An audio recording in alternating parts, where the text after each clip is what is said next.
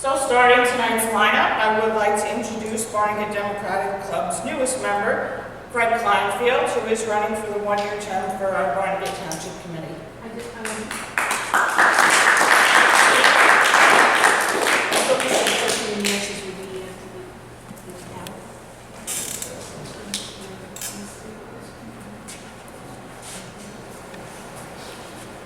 Good evening.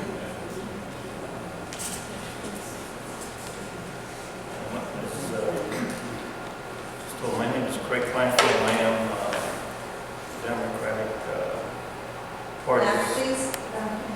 Louder? Okay. Outside, please. And I am your candidate for Barnegat Township's one-year term on the committee. Just give a background of who I am. I retired in 2011 after having worked in the plastics and laminating supply business for 45 years. My last employment position was that of sales manager for one of the three departments for my last employer. I am married to my lovely wife, Barnegat, who's sitting in the back. I have two children, Ronald, who lives in Tuckerton, is self-employed in the service business. My daughter, Lisa, lives in Spokane, Washington, and is employed by Shell Energy as an energy trader. I think she's a 1990 graduate of United States Naval Academy in Annapolis. I have two grandchildren, Joshua, who is currently attending a specialized college in Washington State, majoring in computer game design. My other grandchild, Elijah, is currently enlisted in the U.S. Navy with a rank of E3 and is stationed in Goose Creek, South Carolina. He will be attending the U.S. Naval Academy Prep School in July of this year. He will enter the U.S. Naval Academy in 2017 and will be in the class of 2020, graduating 30 years after the war. I have resided in Barnegat Township for these past 38 years, having moved from Maywood in Bergen County. What drew me and my family to Barnegat was the hometown, small community atmosphere. At that time, there was even only one traffic light in town. It was a nice, quiet town, located near to the ocean, which my family loved. It allowed us to go to the beach easily, and doing one of my son's favorite activities, crabbing. Now, having been retired for 5 years, I've had time to look at what is happening to our town. Township services being reduced, no general street improvements, at the same time our taxes are going up. For example, I can't remember the town ever repaving my street in the last 38 years.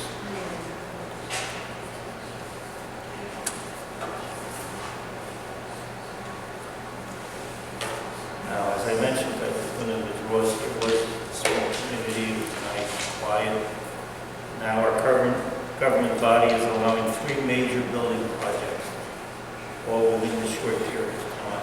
Cornerstone, crossings, and the edge. This, I believe, will cause our taxes to go even higher due to the fact that more township services will be required. And does anyone really believe that the retail stores projected to be occupied will help reduce taxes? The reason I'm running is, I know it will be difficult, but I'm sure there are many more residents who feel the same as I do, who have been here a long time, and need a voice on the committee to help change.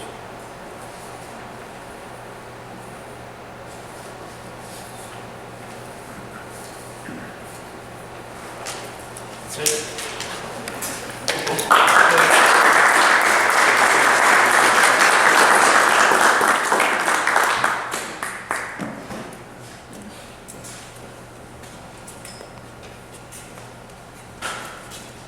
At this time, I am pleased to introduce,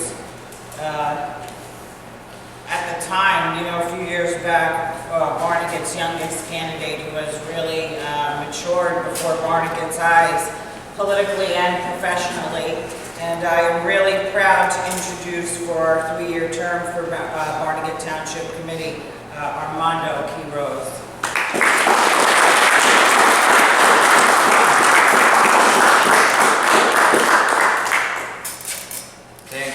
Thank you all. It really is a pleasure to see some familiar faces. Some of you that have known me since I started in the club back when I was 17 years old. So it's been, it really has been a growing up process in front of everyone here. So that's always nice.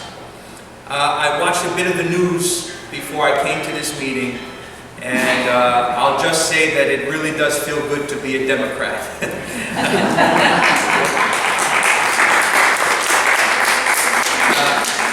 I have a student in the audience, so I'll be objective and I'll leave it at that. I really am blessed.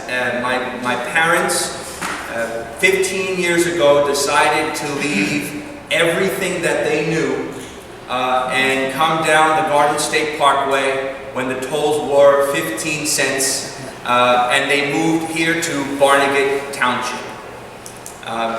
You have to remember that 15 years ago, Barnegat was called the #1 place to live in Ocean County. 15 years ago, our schools were recognized throughout the state for excellence in public education. And I'm very lucky to have been raised in that Barnegat. I had outstanding teachers.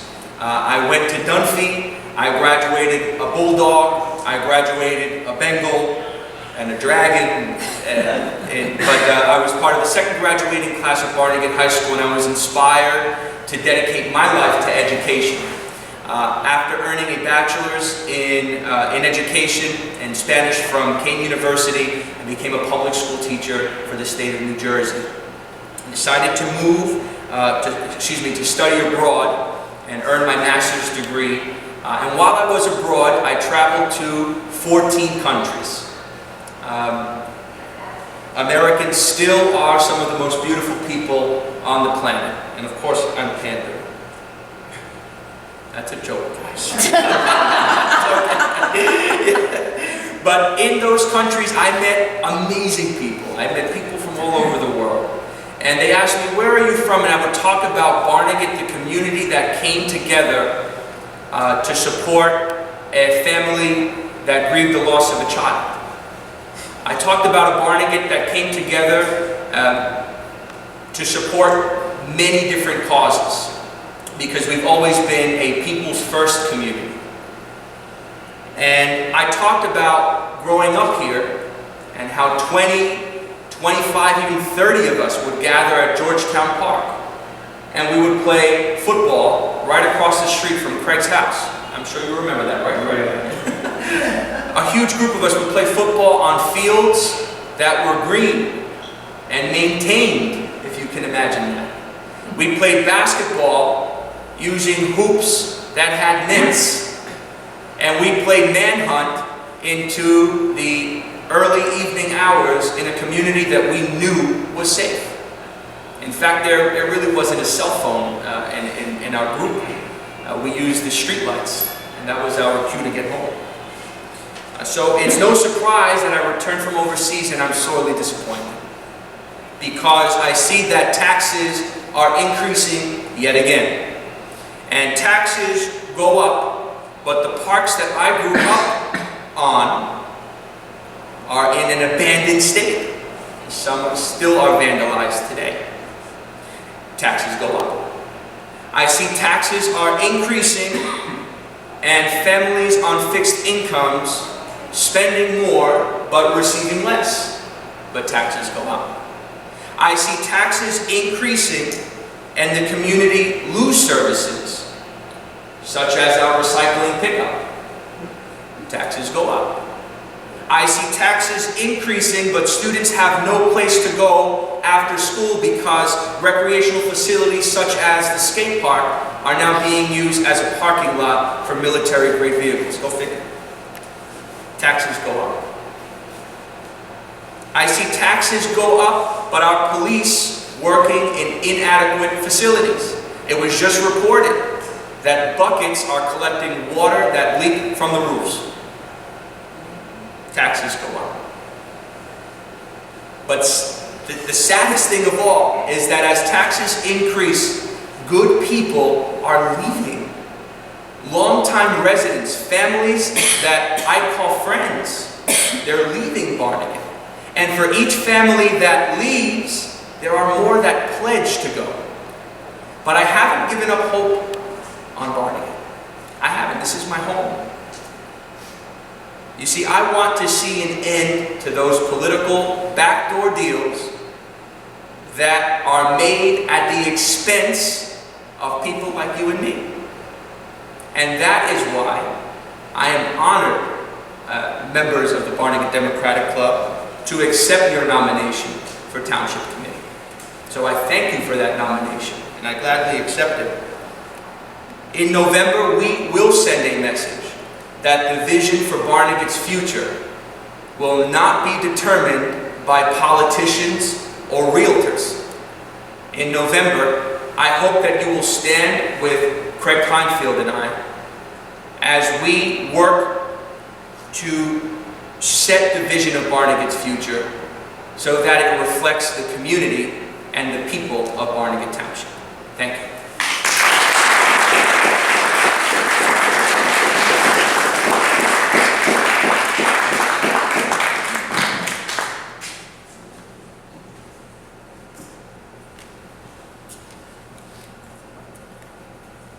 Thank you, Armando.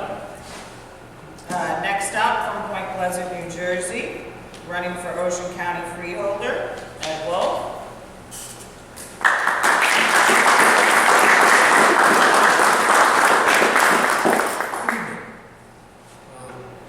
First thing I wanted to say was, it's nice to see local candidates who are passionate about running for the town. One of the things we don't have enough, it saddened me, I saw a list of how many towns there are in Point Pleasant, in Ocean County, and how many Democrats are in positions in councils. Other than Rick, we're basically, we've got very few. And it's good to see young, good, smart candidates running. And I really do hope you keep that in mind.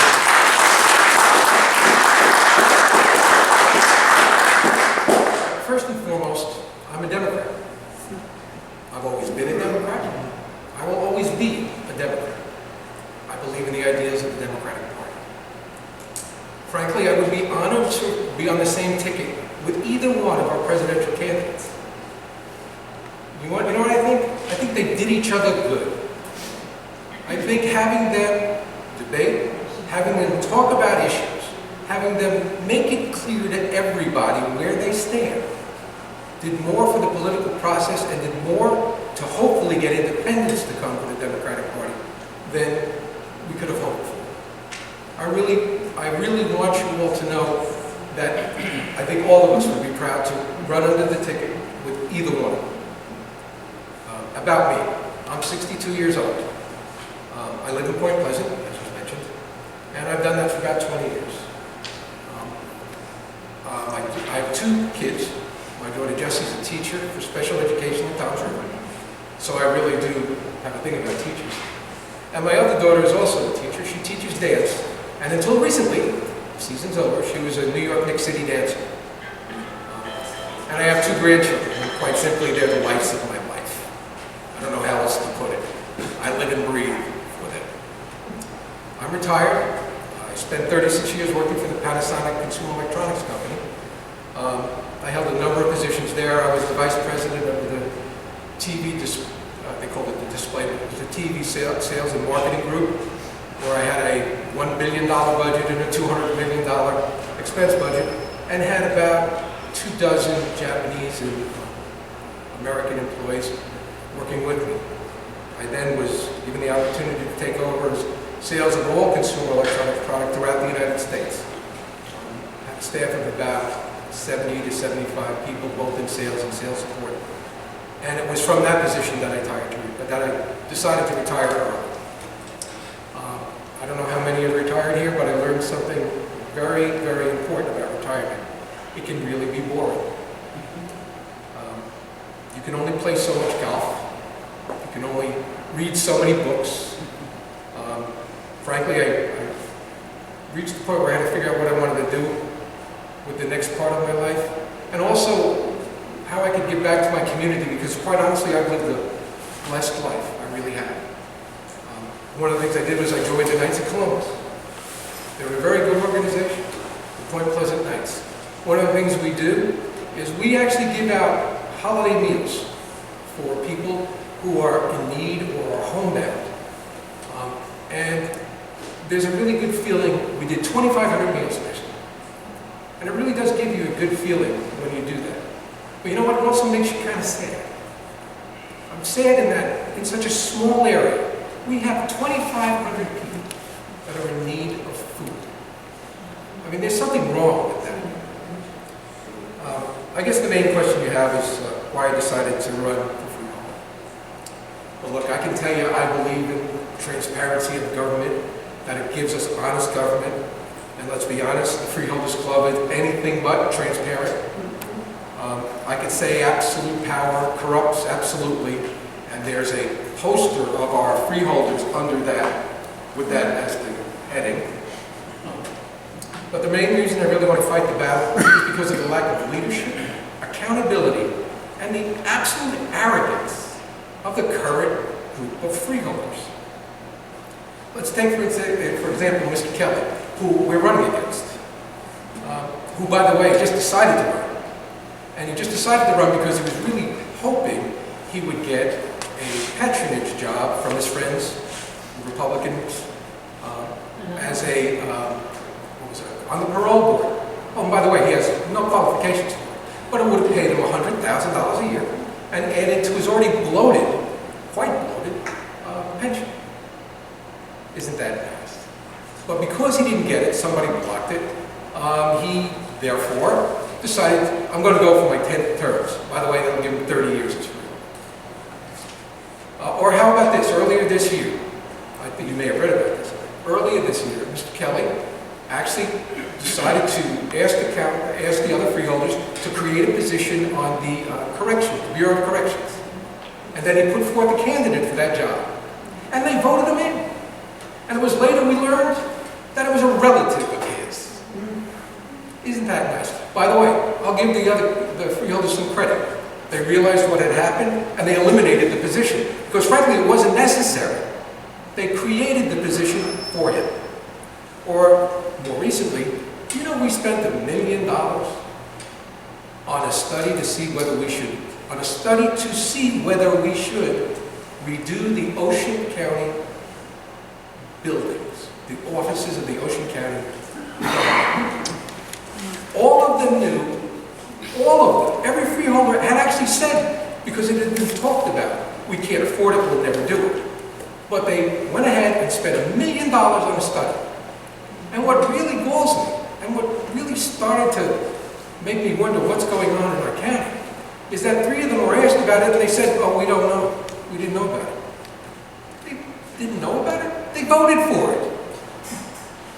How can you not know about $1 million expenditure?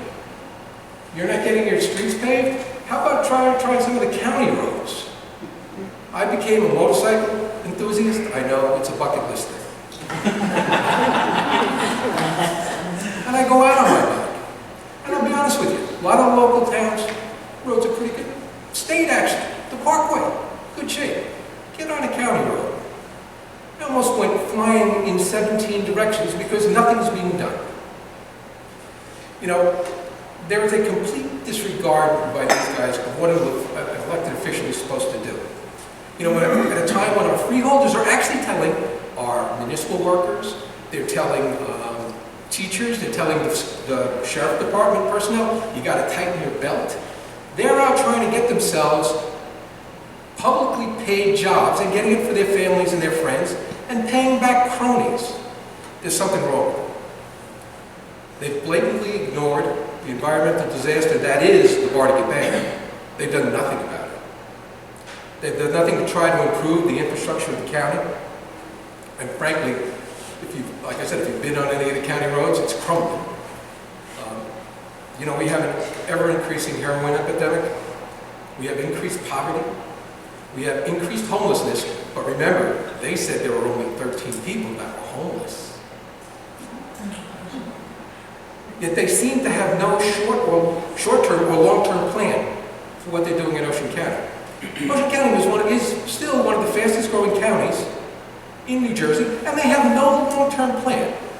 I worked for a company, and we did a long-term plan every year, and revisited it every year. Why shouldn't we have a long-term plan for the growth in Ocean County? How many sewer treatment plants do we need? How many more roads do we need? They're doing nothing. All the freeholders seem to say, whenever you ask them about these issues that we have, is that we don't have enough money. But you know what? They seem to always have enough money when it comes to hiring one of their relatives, finding themselves a job, or taking care of their cronies. The major concern is how they can get more for themselves and their friends. It's simple.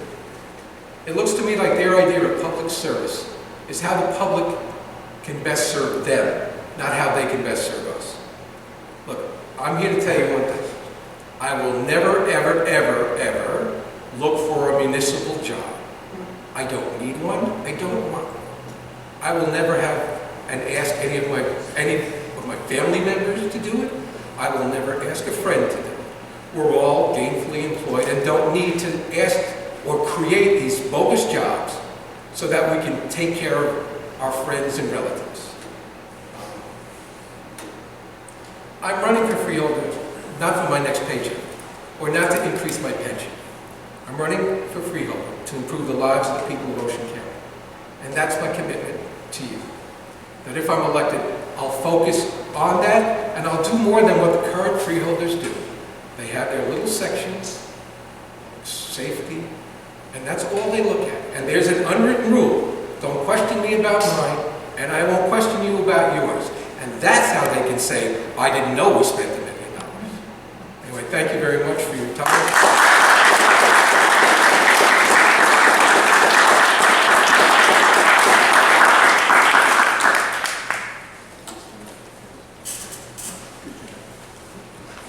Next up this evening from Toms River, also running for Ocean County freeholder, Mr. Michael Cook.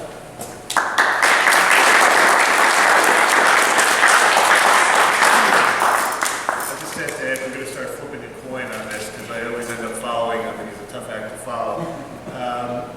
So anyway, my name's Michael Cook. I'm an attorney in Toms River.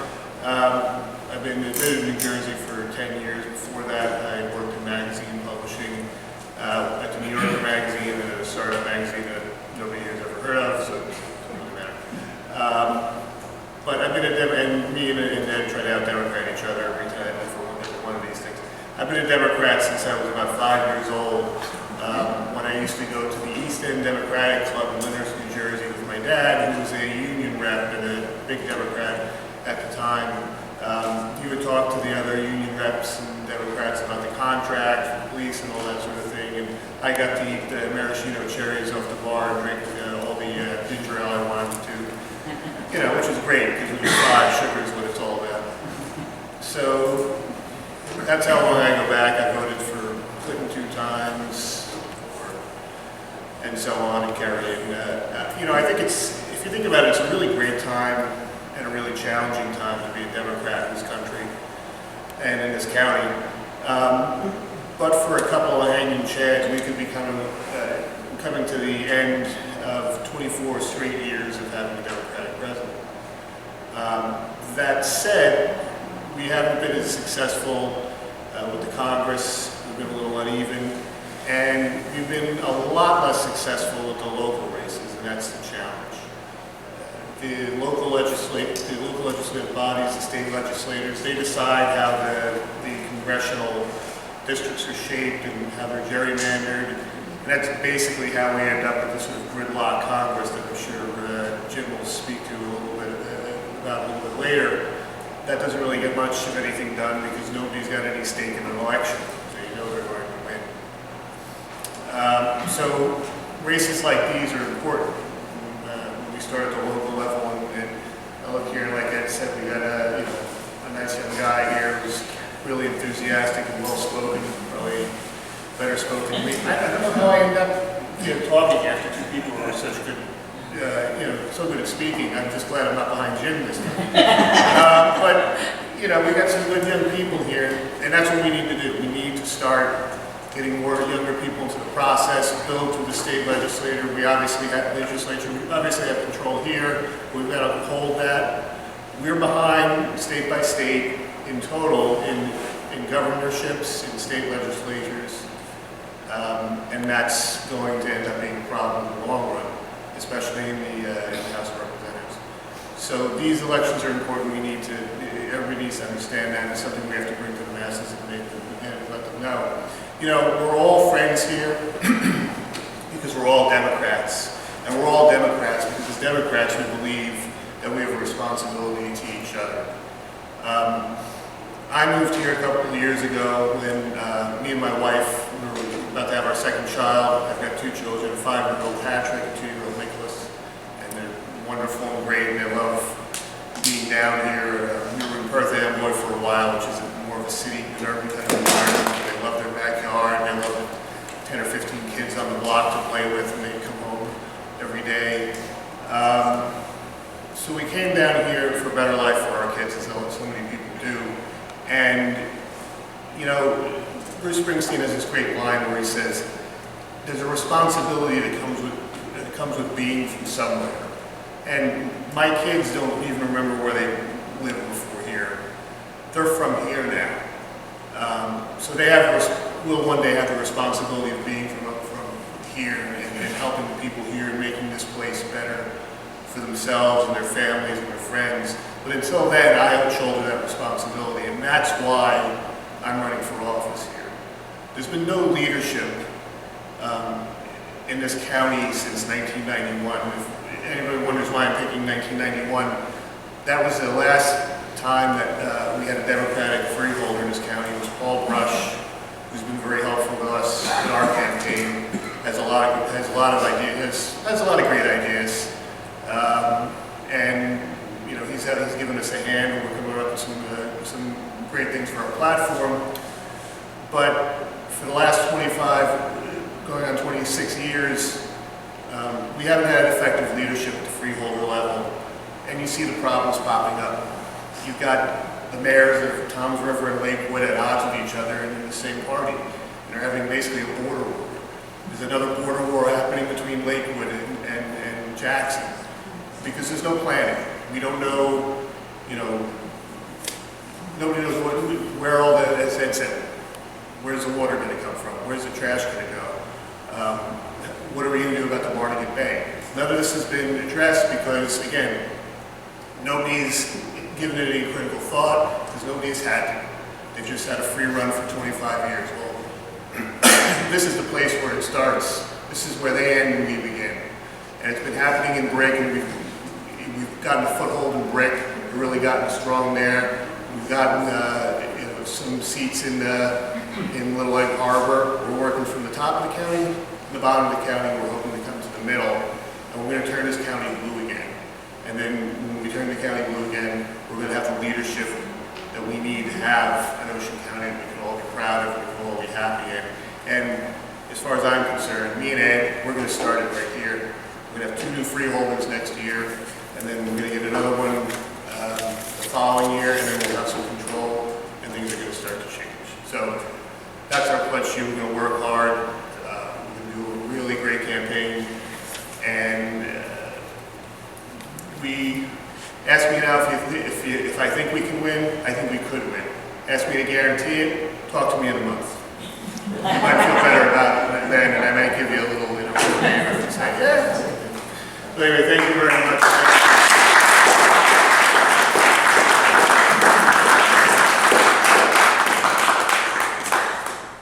Thank you, Michael.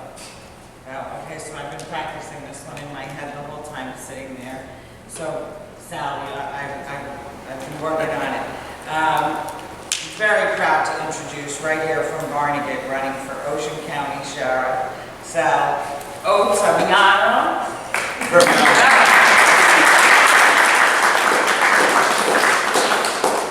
Thank you for letting me be here tonight.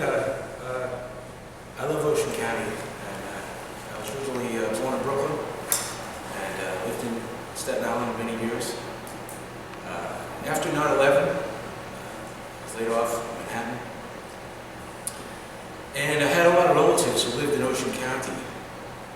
so I said, why not me?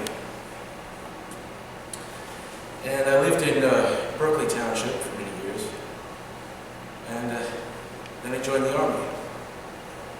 Went to Afghanistan. There's some tough situations there.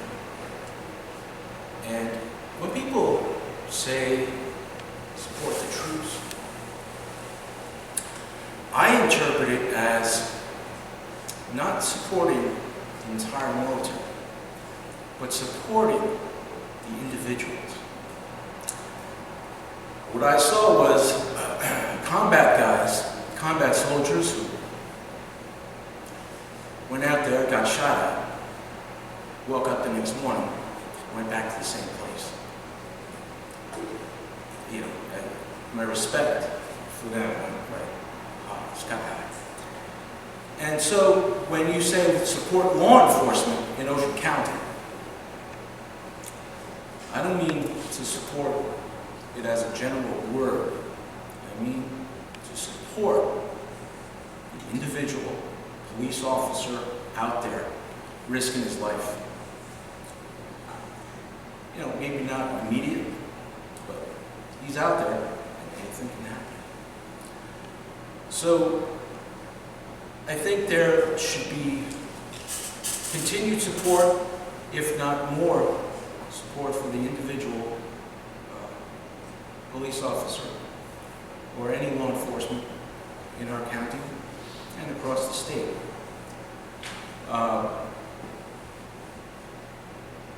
So when I walk around and when I experience, I moved here in 2001, and when I look at how the county is run from afar, I say to myself, I think I can do a better job. I think I can do a better job than the people who are doing it now.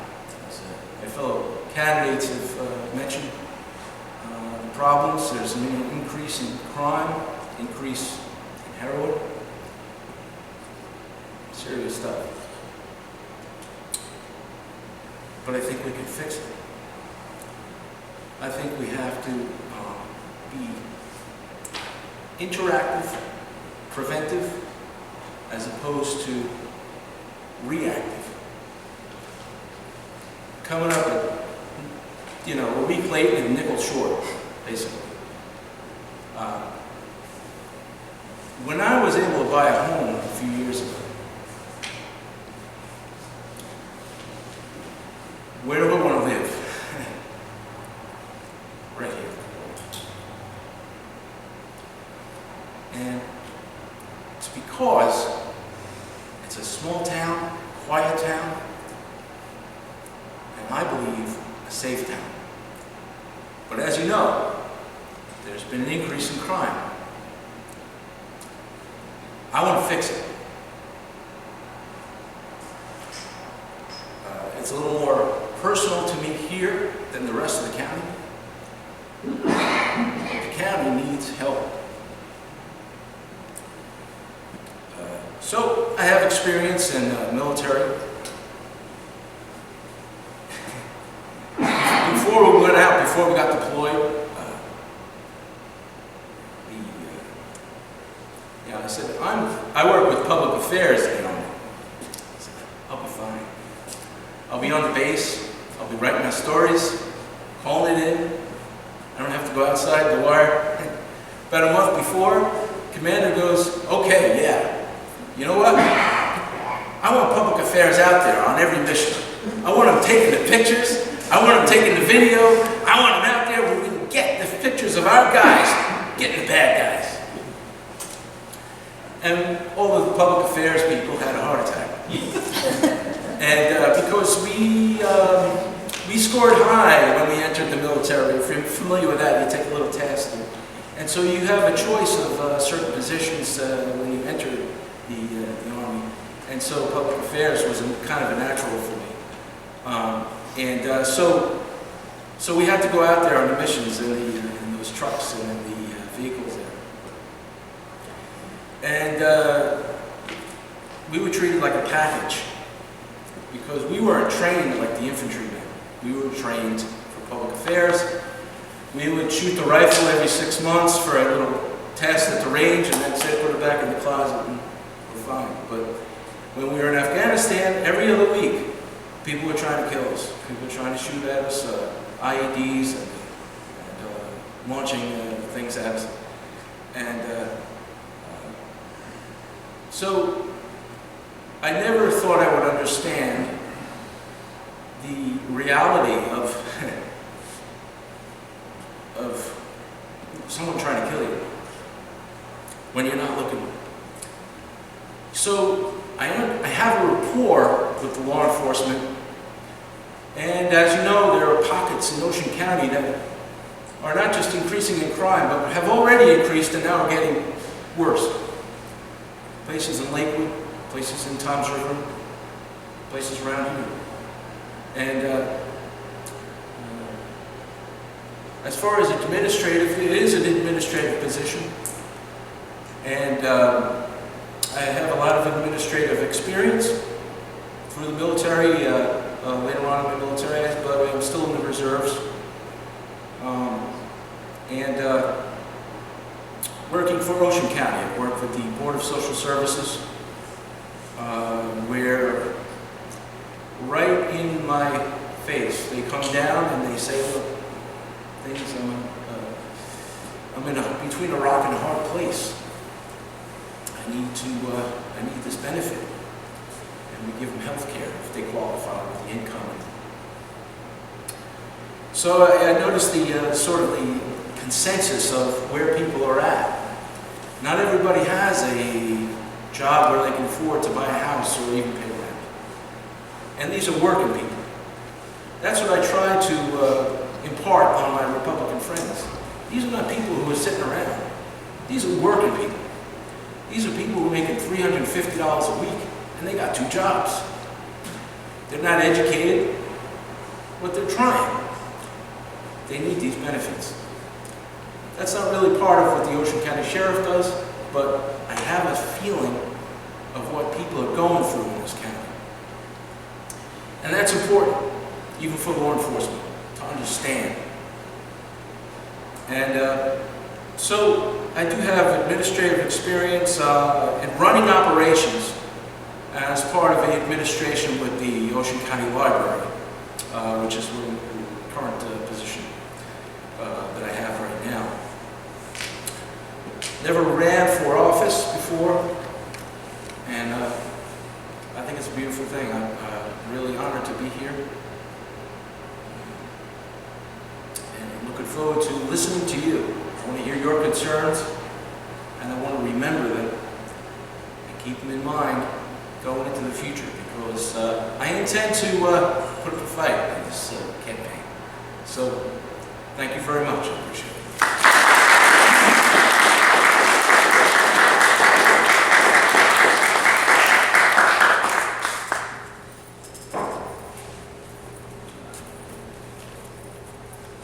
Okay, we have last but not least. I'm just going to give you a little preview of who Jim Cavey is, and in terms of what kind of a guy he is.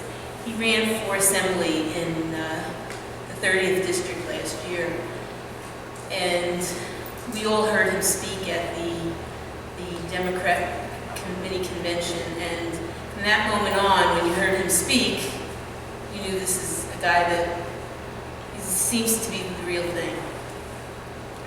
So I went up to him that day and told him that I want to help him get elected.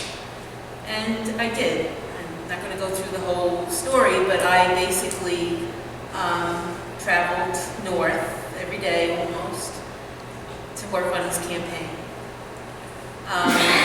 He's somebody that walks the talk. I know many of you are here, had gotten my email, and I sent out some background information on him with videos and other things, but he's the guy that Christy told to sit down and shut up. He's not afraid to speak his mind. He has fights the fight fought the fight, and still fights on the Nike sweatshop issue. So he's somebody that he is someone that we need in Congress. He's somebody that I personally have been looking for in politics my whole adult life, because I really believe he walks the talk. So on that note, I'm going to introduce Jim Keating.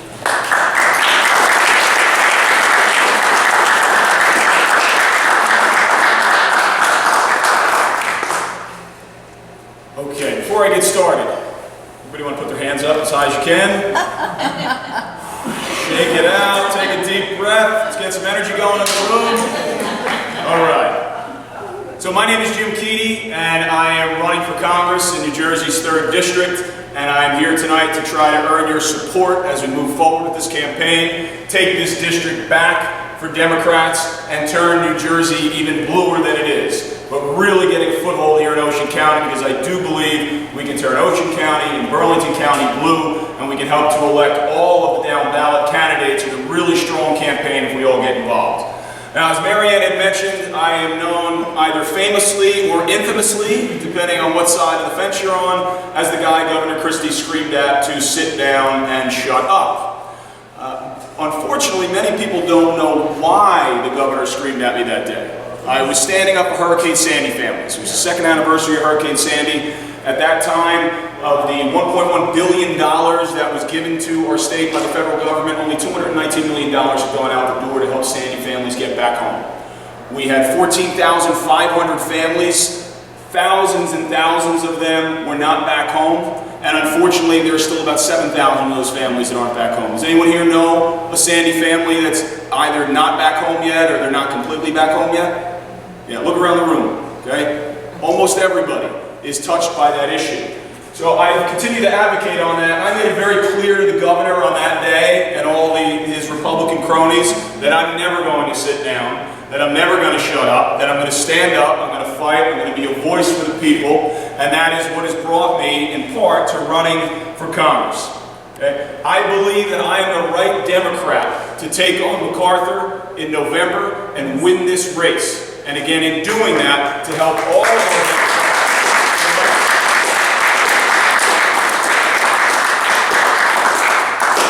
Now, some of you may know, I see a few of my customers out here in the audience, that my family owns the Lighthouse Tavern in Waretown, okay, up in, just a little bit up on Route 9. Has anyone here been to the Lighthouse before? All right, you don't make my mother happy seeing all those hands up, all right? My family's had the bar for 34 years. I was 10 years old, my father bought it. It was his dream. Prior to that, my father was a high school teacher at Neptune High School for 18 years. My mother taught at Belmore Elementary School. After getting us to the point where she didn't need to be a stay-at-home mom anymore. My family has deep roots here. As you saw, almost every hand went up when I said, who's been to the Lighthouse Tavern? It's an icon in the community, and I am honored to be able to run that for my family. Since my father passed away 3 years ago, I took it over from my mom, and in being at the bar every day, I get a chance to listen to my customers. And I listen to families come in who still aren't back home yet from Sandy. I listen to working class and middle class families who are struggling each month to pay the rent and pay the other bills and take care of the kids and put food on the table.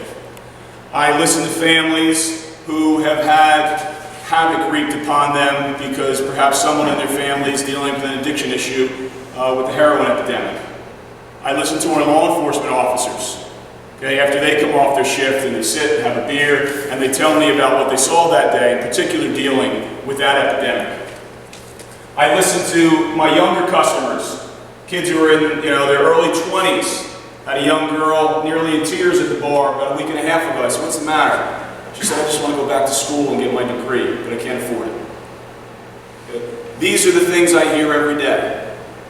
These are the people that I want to fight for. There are people. It's our community. In Congress right now, we have more than enough people that are fighting for the billionaires and the corporate class. It's about time the middle class had a warrior in there that was standing on the floor.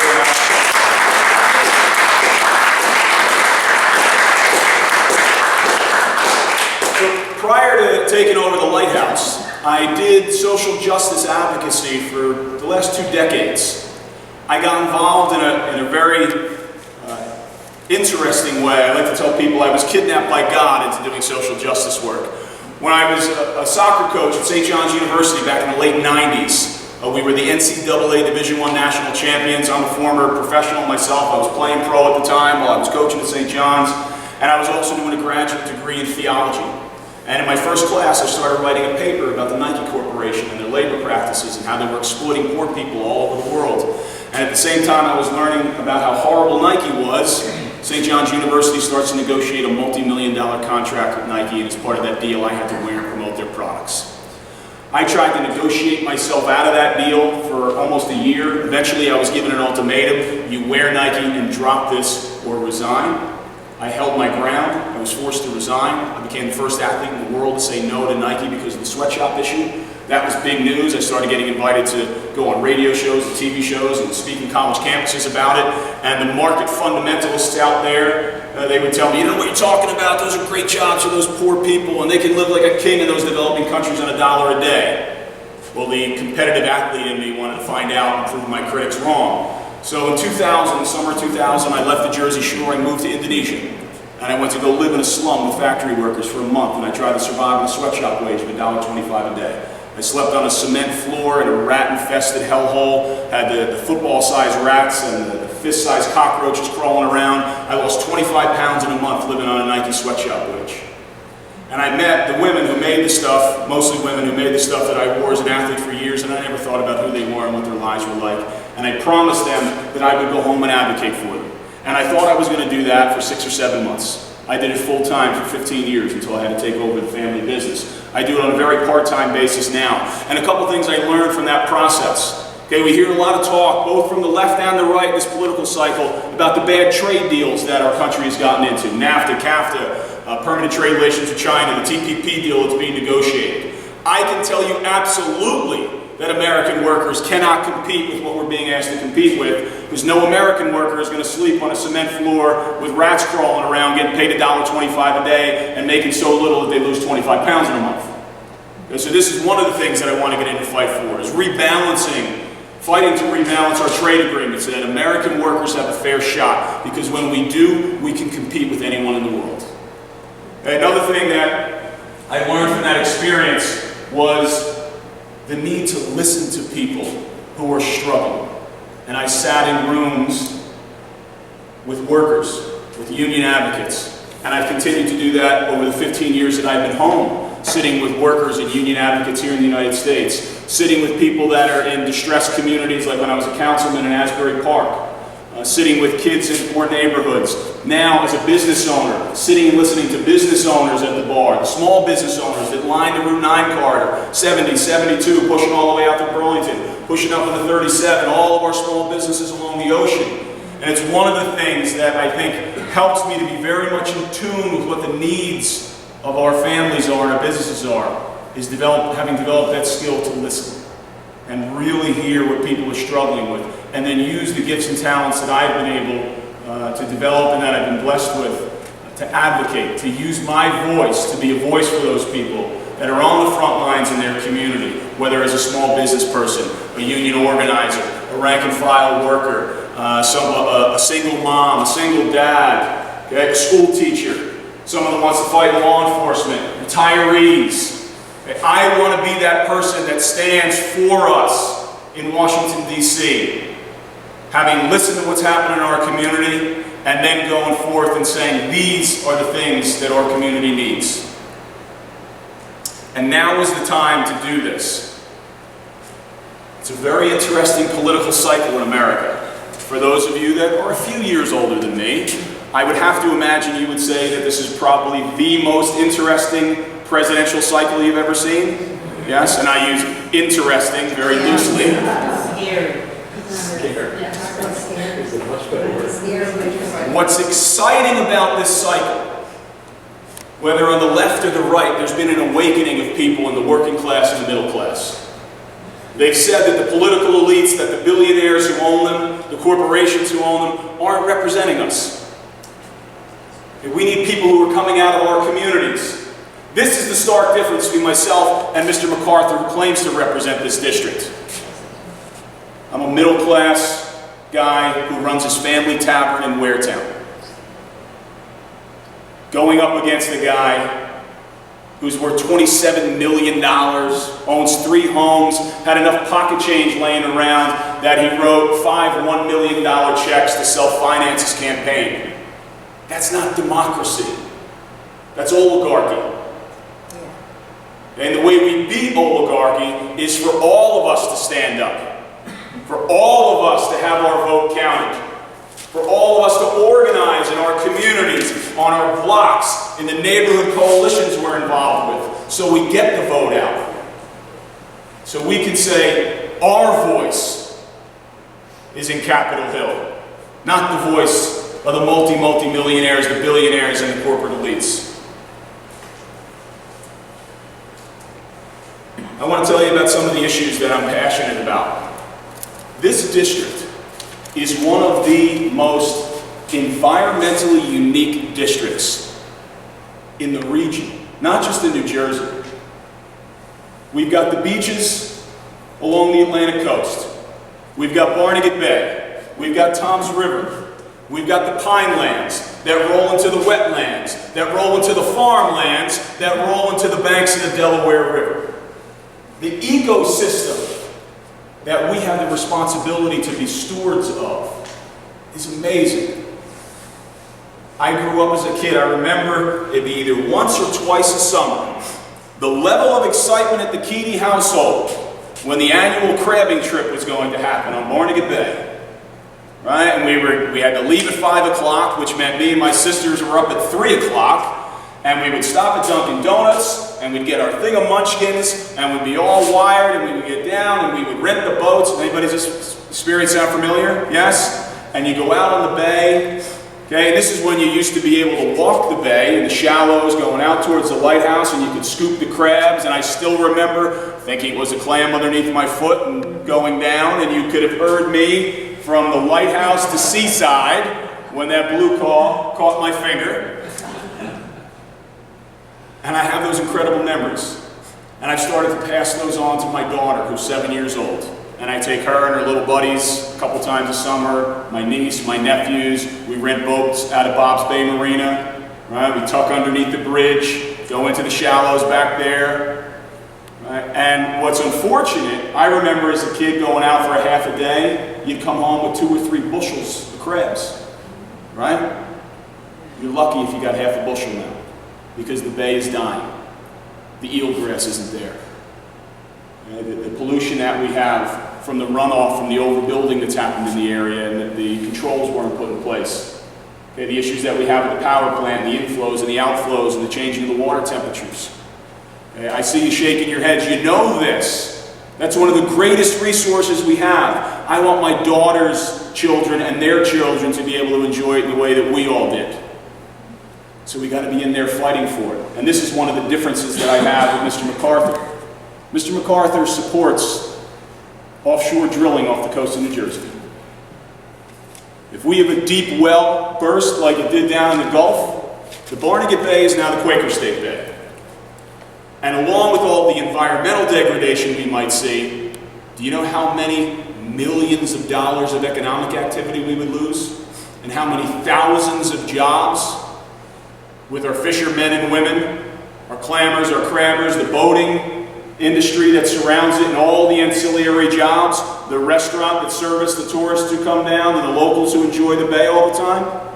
Not to mention the fact that New Jersey generates $40 billion in tourism revenue every year.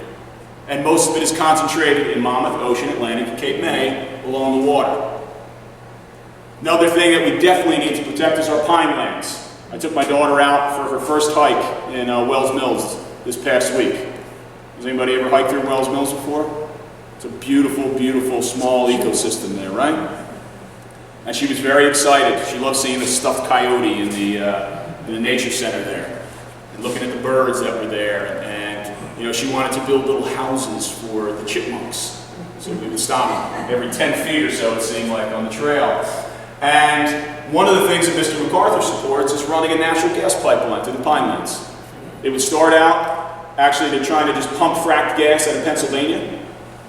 Compressor station in Morgantown, that their community is pushing back hard. There were dozens and dozens of people just last night pushing back against that. And then pump it through the Pinelands over one of, if not the largest freshwater aquifer in the region. We have a pipe burst with fracked gas in the Pinelands. I use well water at the Lighthouse Tavern.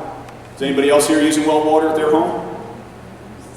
This is why we need Democrats in Congress to strengthen our New Jersey delegation that is Democrat strong, with even more voices to protect our environment.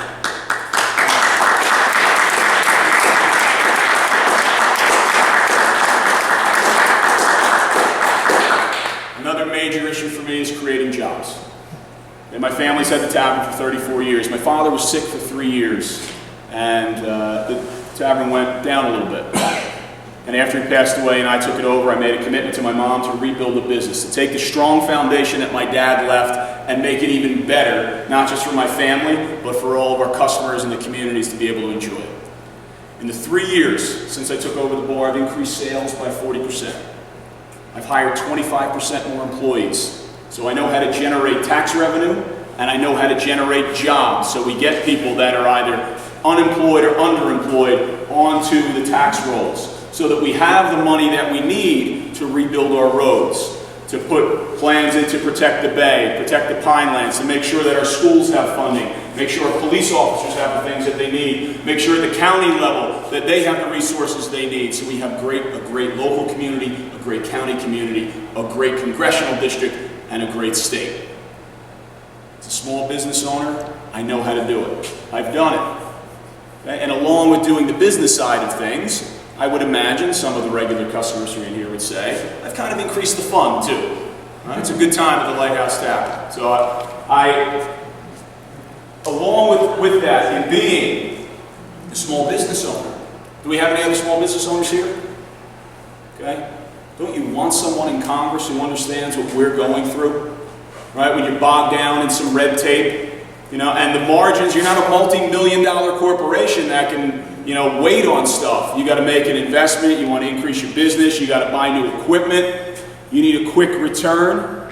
Okay? You don't want to get caught up in red tape. If you want to do an expansion and you're sitting there waiting on the zoning and the planning and this permit and that permit, I see you rolling your eyes, right? These are the things this is the mentality that I would be bringing into that position, knowing what our small businesses are going through. Because there's far too much attention given to the giant corporations with the tax breaks and all the incentives that they get. It's about time that small businesses on Main Street, mom and pop shops, had a voice in Congress that was fighting for them. I'd like to be that voice. There are other major issues that we're all passionate about as Democrats. Women's rights. A lot of times when people talk about women's rights, they just focus solely on the abortion issue. Okay? I am pro-choice. I believe that it should be legal, safe, and we should all work as a community to make it as rare as possible. But women's rights go beyond that. We're talking about opportunity. We're talking about equal pay for equal work. All right, we're talking about people being judged on their merits, and not just because they're playing the woman card, as Mr. Trump had said about Mrs. Clinton. Yeah, he said that. I've got a 7-year-old daughter. I want her to grow up in an America where she has an equal shot to do anything she wants to do, regardless of her gender. And so that's where I bring my commitment to women's rights. Okay? There's a whole scope of issues that men need to be listening more on. It's one of the reasons why I have a female campaign manager. I had a de facto female campaign manager. She called herself the chief cook and bottle washer, right? Did everything for the campaign.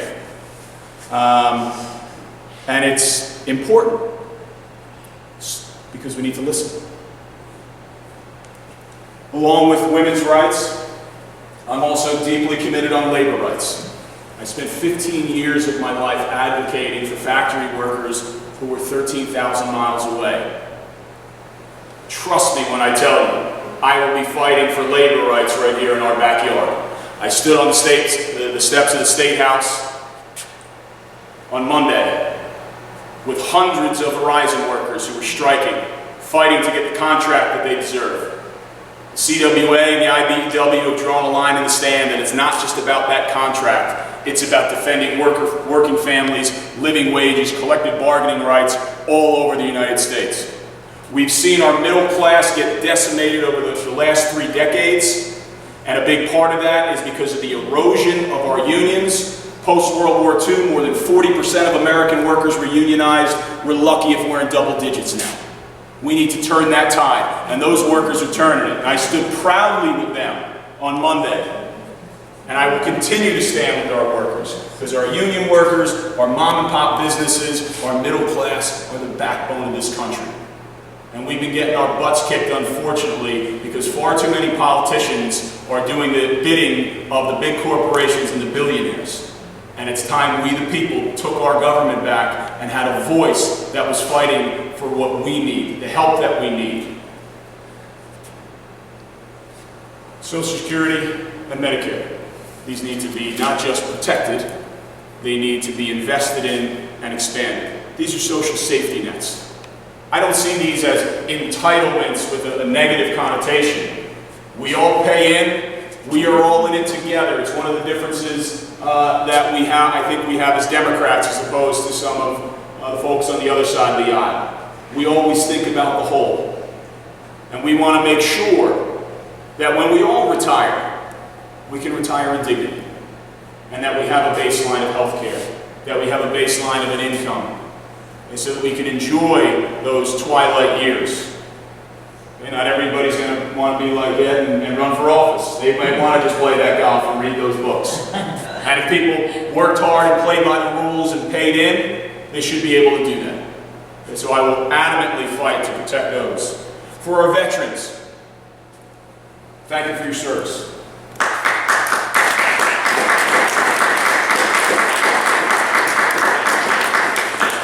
The greatest commitment that I will make to our active military is to avoid war at all costs.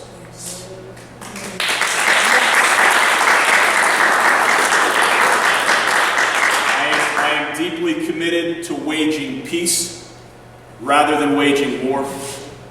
I do recognize that there are times when there is a need to utilize force to check the unjust aggressor. I will tell you that if I am ever in the position to have to vote on that, it will be done with the deepest deliberation, knowing that we're sending people away from their families, potentially kissing their kids one last time, that they may not return.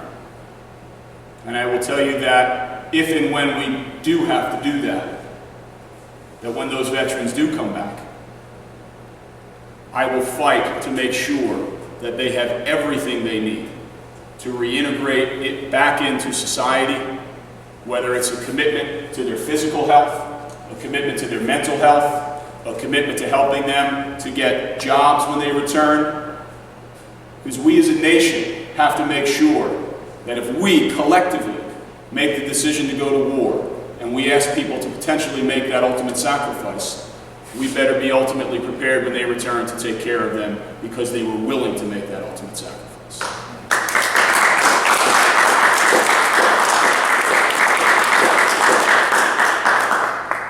So I get the sense from your clapping, the nodding of your heads, the smiles, sometimes on the challenging things I brought up, people going, yeah, I get it, that you want to win this thing. Yes? Yes. That we want to get a Democrat representing a 3rd district, yes? That we want to get Democrats down the ballot. Hold these offices down in our local community. So now we got to do some work. This is where we need everybody to commit. So I'm going to ask you to do a few things tonight. First is I need everybody before they leave here. We got 5 sign-up sheets over there. Need everybody's information. We want to, at a minimum, keep you up to date with what's going on with the campaign. Okay? This is going to be a really intense election. Okay, this is a targeted district. I was recruited by the Democratic Congressional Campaign Committee to run for this seat. It's one of the most competitive seats in the country, and they believe that I'm the guy that can win it for us. But I can't do it alone. So we need people to sign up. We need your information. How many people would be willing to make some phone calls to help me win this and everybody else here win the offices that they're running for? Excellent. Almost everyone in the room. Good. How many people here would be willing to go out in the community and knock on some doors of your neighbors and help the campaign? Good. How many people here would be willing to make a financial contribution? Okay, let me give it to you. That's awesome. I love all those hands going up. Okay? A lot of money got spent in this last cycle when they bought this seat on the other side. I don't want the big money from the super PACs. I want donations from every one of us. Okay? We're going to be like the little fish that all got together in a school and took a bite out of that big fish. So here's what I need you to do. How many people have a cell phone on them right now? Have your cell phones? Yes? I need you to take them out, please. I deliberately leave mine in the It's car. okay. You're pen and paper. You're old school. It's fine. It doesn't So if you have your ring. cell phones, I need you to take them out. And I want you to open up your internet browser. If you don't know how to do it, we have some younger folks here I'm sure would help out. We've got some computer whizzes. And you're going to go to Jim, J-I-M, KEADY.com, JimKeady.com, K-E-A-D as in doctor, Y.com, and you can make a contribution right now. You can click on volunteer right now. All right, you raise your hands. Yep. K-E-A-D as in doctor, Y, J-I-M, JimKeady.com. How about we give you a check? Or you can write a check. Cash is Colleen can take the checks. You can grab Colleen and you can make the checks out to Keady for Congress. All right? And I appreciate every penny that comes into the campaign. Do you take credit cards? Absolutely. We can take the credit card from you right before we leave. No, this is part of winning campaigns. How many people want to put a lawn sign out? Put a lawn sign out? Okay, those cost money. Right? And we're going to have a lot of lawn signs up here, right? Because everybody's going to have. So you didn't like them? I'm going to get a giant one for your house. Go right in. Maybe a billboard.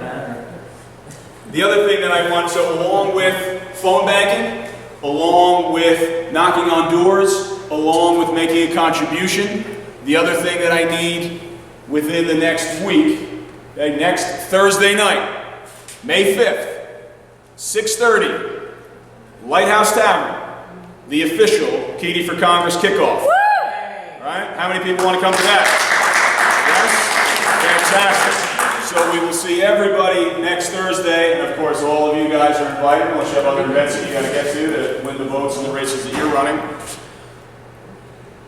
And I know when we get together as a Democratic team that we can win any race that we set our minds and our hearts to.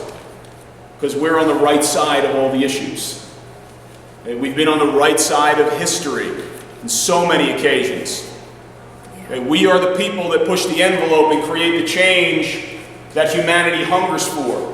Whether it was getting women the right to vote, getting the Civil Rights Act passed, pushing on environmental issues, getting the 8-hour workday, getting children out of factories and into classrooms.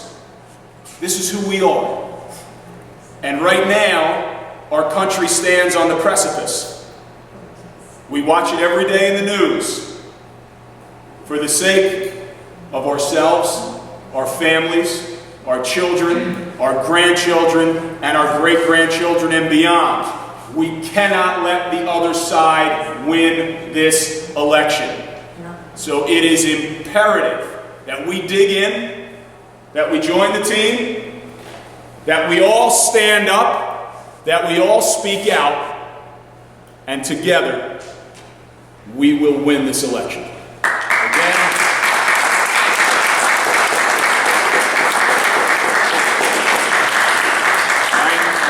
Jim Keady. I am running for Congress in New Jersey's 3rd District, and I hope to earn your support and your votes come election day. Thank you very much.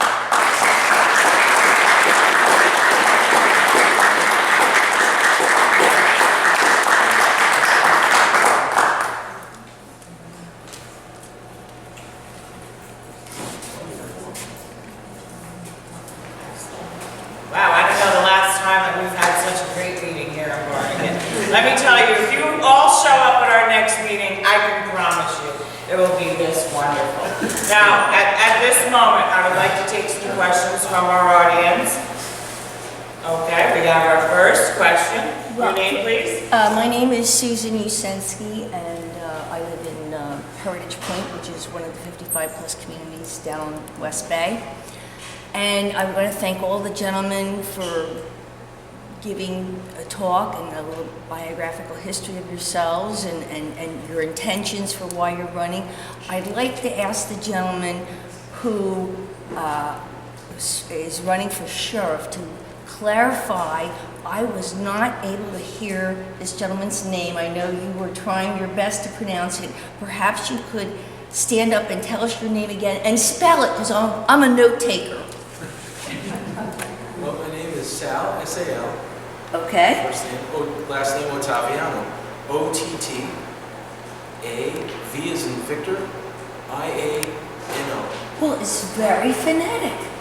I should have been able to spell that. I'm a teacher for 40 years. Where was my brain? Sorry.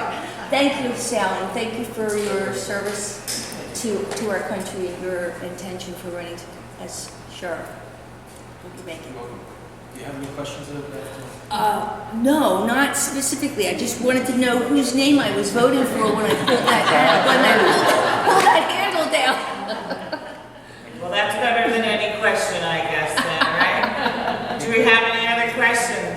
I have a question for Mr. Keady, actually a couple. Let's start with the DCC is supporting you. Are they robustly financially supporting your campaign? That will come a little bit later down the line. So the DCCC does what are called independent expenditures. That's, you know, they help to build the campaign team out. So I've got a full-time campaign manager, finance, field, media company, a pollster, direct mail person, and then the responsibility is on me to do the work necessary to raise the funds. You know, certain targets, you put a budget together. It's just like building a business. Right? You put your budget together, then you got to raise the capital to execute your plan. And as things move forward, if you show your viability as a candidate, then more support comes your way. But I'm on the phone with them, you know, every day, sometimes twice a day. They are in touch. You know, we had a conference call just before we came down this way with a number of people that are on the team with the DCCC. So, you know, they came and recruited me. It was March 15th, 5:30. It was a Tuesday. I was playing football with my daughter in my mother's backyard. So. All right, and my other question, if I may, Terry. You have a lot of great things to say, and I think, quite honestly, I wish you were running for governor, not Congress, because I think you'd be more effective locally than you would be in Washington. But since you're going to Washington, and you mentioned a lot of things, you neglected to mention anything about LGBT community Fairness Act, the fact that LGBT folks are not protected at the federal level. They can be fired from their workplace and the federal government won't protect them. Would you author legislation to finally protect the LGBT community rights and make them equal? Absolutely. I was a councilman in Asbury Park for a term, representing one of the largest LGBT communities in New Jersey. I was always on the front lines, standing with the community and defending their rights and fighting for them to have equal rights. I was way ahead of the curve on the marriage issue, fully support it, always have. Yeah, so I don't think you'd have a stronger advocate in Congress. Because for some reason, Congress just can't get past equal rights in the workplace for LGBT community members. So if you were willing to sponsor that legislation, absolutely. That's great. Absolutely, and I actually, I'm sorry, I think I also have a unique position to reach across the aisle as someone who has academic training as a Catholic theologian. You know, I taught religion at 3 different high schools in New Jersey and New York. To be able to, you know, get them to understand, like, I get where you're coming from theologically, but we are talking about the rights under the Constitution, and that everyone should have equal rights that are fully protected.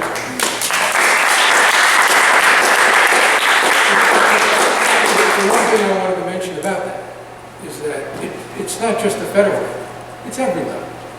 I don't know how many of you remember the case of Lauren Hester, who was effectively denied the ability to give the benefit she earned in the sheriff's department to her partner. Well, the guy who led that charge is Mr. Keller. Again, he's running this year. He embarrassed, first of all, I believe, he embarrassed our county because his idea, I don't know when the freeholders of Ocean County became the morality police, because he believes in the sanctity of marriage. Excuse me. That has, you know what the most amazing thing about that whole situation was? When they first went in front of the board, the sheriff deputies filled the area. Now, let's be honest. They're not usually the liberalist guys in the world, but there they were supporting a fellow officer. And unfortunately, Laura passed away. And they did eventually give her the benefits after effectively a deathbed video she produced. And by the way, they said they had to check with the Republican Party before they voted. And you know who the only one who didn't show up to vote that day was? Mr. Keller. So on every level, even down to the local level, it's our job to protect the rights of all citizens. That's freeholder, that's local, that's federal.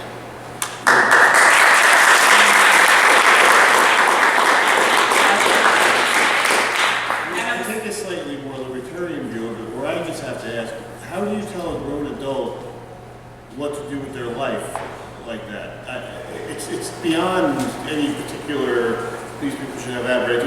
How do you tell a grown adult who they should love, form a life with, you know, what to do with their body, get between them and their doctor? You know, there's a bill in, I believe it's out of Arizona, no, it's Oklahoma, where they passed a bill to take the licenses away from doctors who produce abortions, which is just horribly unconstitutional. But beyond that, forget the law. How do you propose to have a law or a system where you tell people, you know, what to do with their body, how to take care of their health, that's just incredibly nervy. That's just something my grandmother would not stand for if I proposed to go around telling people. That's my moral standard. My grandmother would tell, that's rude. You don't know how to tell people what to do with their lives. That's the bottom line. Forget the particulars. Well, the Puritans got off the ship in 1600, and a lot of them haven't left yet. Yeah. I would just like to, and I apologize, Ron, would you please just state your name? Oh, Ron Naples, Barnegat. And thank you very much. That way you all know where he's from and who he represents. Any other questions from the audience? Yes, Marianne? Marianne Clementi from Barnegat. I'm going to ask a question to Mr. Keaty only because I did a similar kind of thing to Amy Belgard last go around. You know, because I knew there was something that she needed to get out in front of the curve. And I'd like you to get out in front of the curve because the question has been posed to me on several occasions. You currently live in Spring Lake, that's not in the district. How would you answer someone asking the question, why don't you live in the district? I will be living in the district.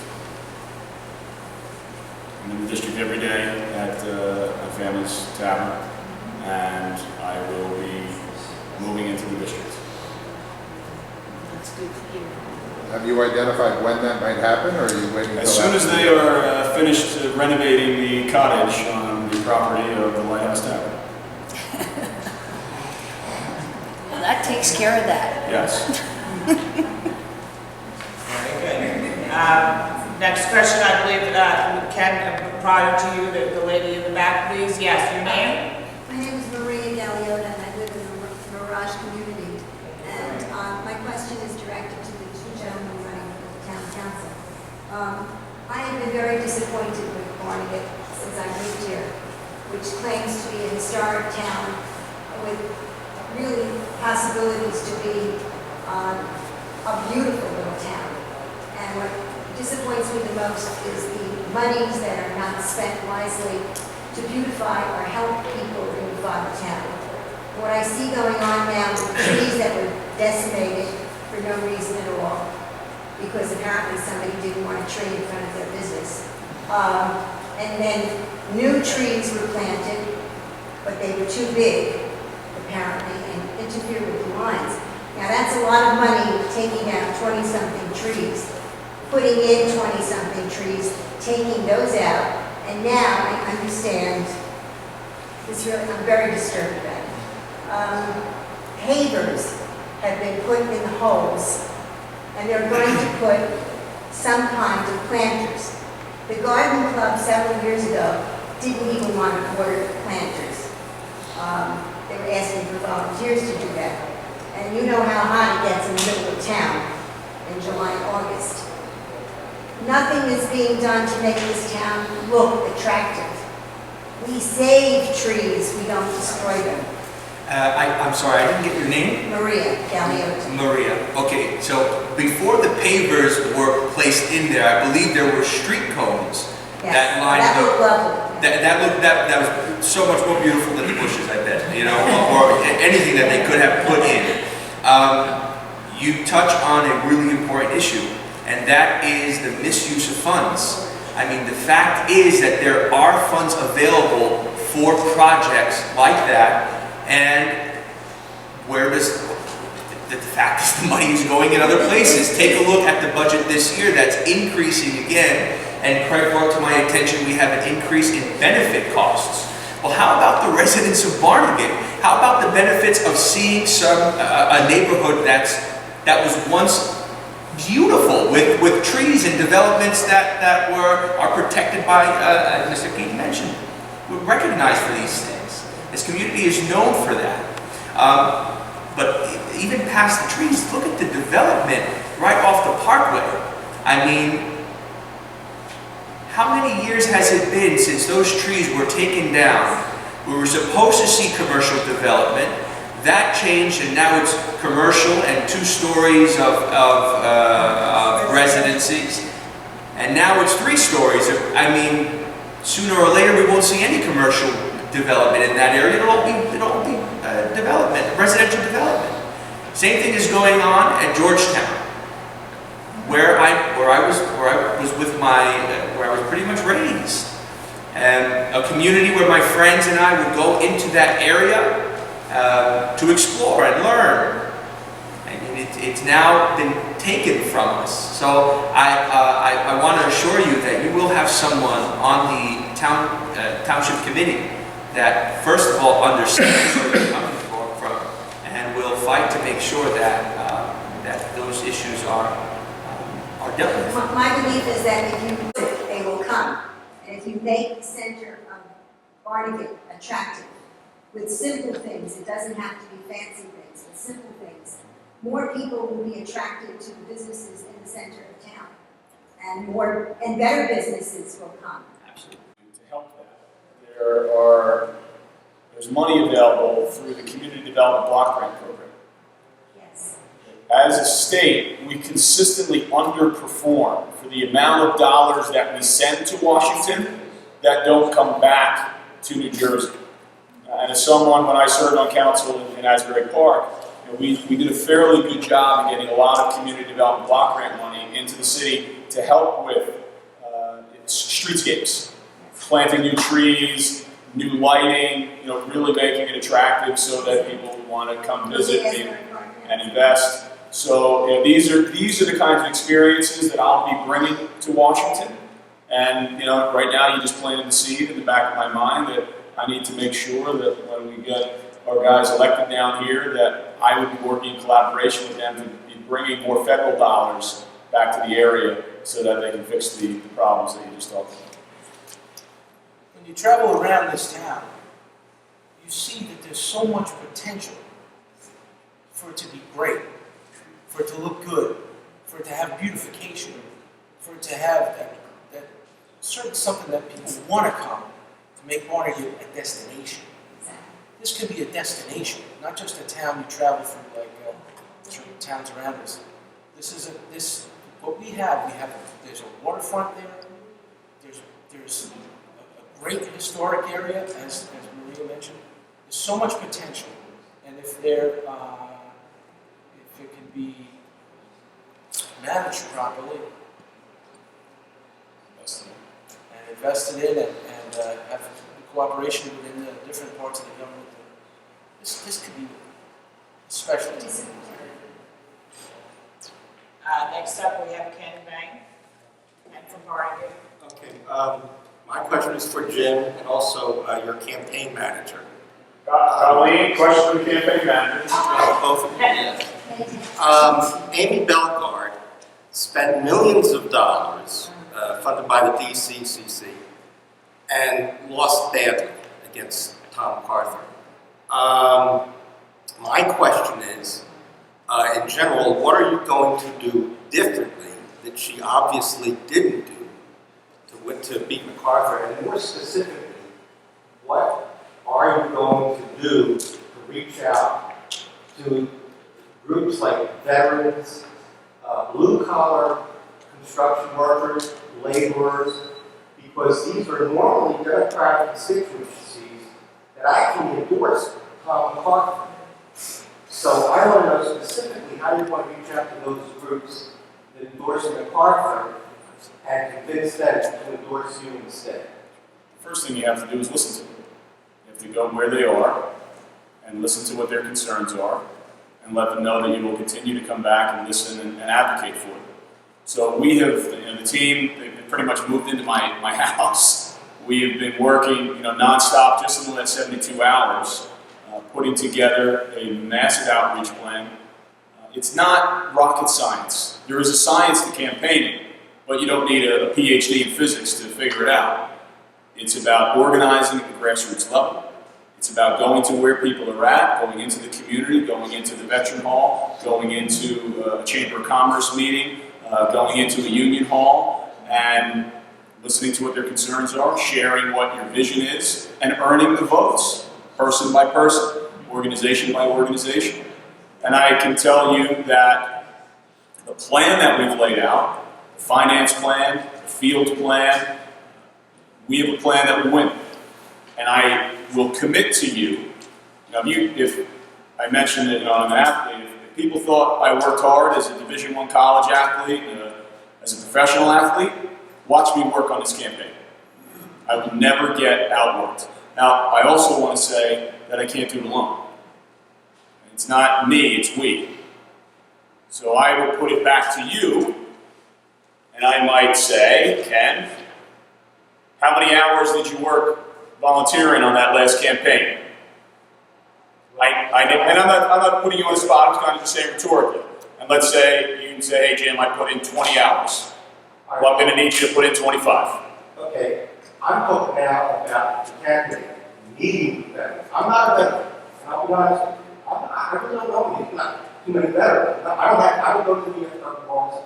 That's not. I'm talking about specifically about the groups that endorsed MacArthur, that could have or should have endorsed. These are normal Democratic constituents. These are laborers. These are youth. Talking about youth. Absolutely. These are the whole country. These are blue collar, working class unions. You're talking about, Ken, you're talking about my customers. Well, and I hear them every day. And when I talk to them about the issues, when we get into the issues, they get it. Don't you have to be more than that? Absolutely. Customers? Sure. You have to meet the leadership. You have to get their endorsement. So, my question is, how are you going to get their endorsement? Okay. So we have started to set up meetings with leaders all over Burlington and Ocean County. Okay. No, I could have made it a lot shorter. I mentioned last time we met, I mentioned Jack Fennell. I don't know if you met in touch with him, I gave you his name. He's an activist among, the veterans. Among veterans. Among veterans. I remember. Knows about veterans issues. I suggested getting in touch with him. Sure. Those are the things that you have. Nobody else can do it. Well, the team works on it. So when we get a suggestion like that, and I still have it. I have it written down, it's sitting in my notes on my desk. This is the stuff that when we wake up in the morning, we sit down, we start to lay out who are the people that we need to call, who are the people that we need to set meetings with, and that was part of campaigning. So we are doing that. It's already started. I mean, tomorrow morning, to give you an example, tomorrow morning I will be up at 5:45. I will be at the Staples in Toms River at 6:20 a.m. to meet with one of the 6 busloads of Hurricane Sandy victims that are headed down to D.C. to lobby on the FEMA issues. After that, I will be out in Burlington County at Habitat for Humanity, where there's a lot of community leaders that are gathering for a breakfast. After that, I have to meet with another Democrat who's running for Congress. And then in between that, there'll be all kinds of phone calls that'll be made to what in organizing are called the grass tops. Not the grassroots, the grass tops. The people that are in charge of organizations that can help you to get in to speak to 50 people in one shot. Yep. There's so many of them. Sure. So, Ken, I've got 15 years of grassroots organizing experience, primarily on labor rights issues. I've been a keynote speaker for the IBEW 3rd District, which includes New Jersey, and that's a couple states. I've been a keynote speaker at Minnesota AFL-CIOs outside of the state.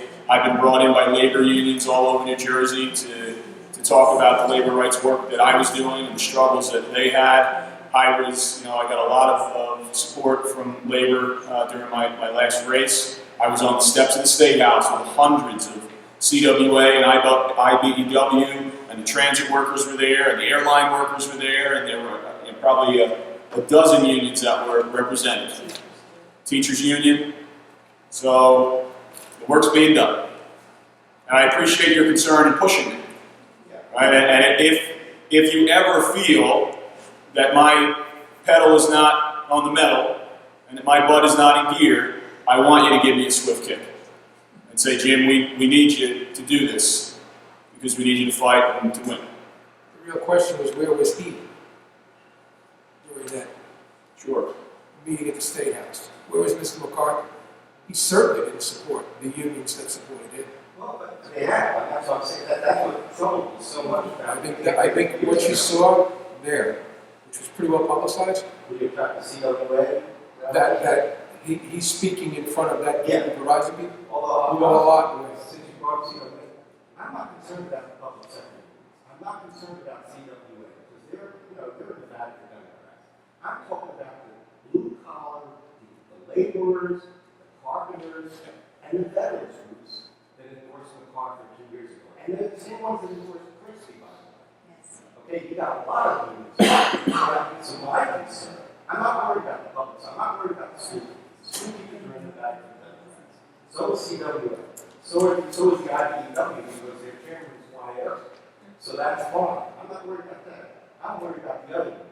The laborers, the construction unions, the pipe fitters, the plumbers, the ones that endorse McCarthy. These are unions that normally would support the Democrats. And in a competitive election, they turn their backs on Belmar and endorse McCarthy. And that's what has me concerned. I completely understand it. But you know what else has changed a little bit? Never before, to this level, have unions and collective bargaining been under attack, state by state, like it is right now.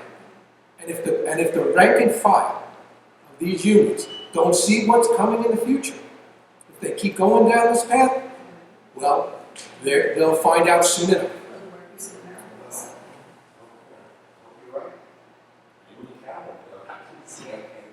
I've seen it happen too many times.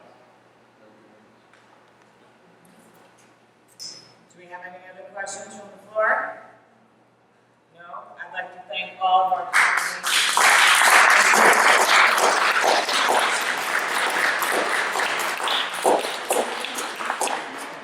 And at this time, please, our meeting is adjourned.